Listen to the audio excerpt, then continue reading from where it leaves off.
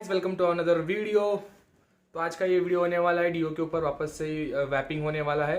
थोड़ा अलग लुक करने वाले हम लोग, नया कुछ उसमें नया यूनिक करने वाले हैं।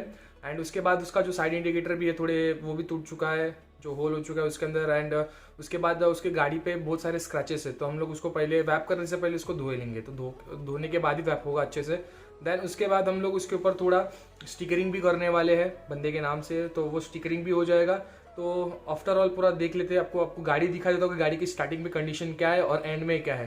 तो वीडियो में बने रहिए। और आप अभी तक ये चैनल पे नए हो तो लाइक सब्सक्राइब कर दो और कमेंट भी कर देना। अगर आपको भी गाड़ी में कुछ मॉडिफिकेशन करना है या कुछ वैप बीप करना है तो मुझे इंस्टाग्राम पे आप डीएम कर सकते हो डायरेक्टली, मैं आपको करके दे दूंगा।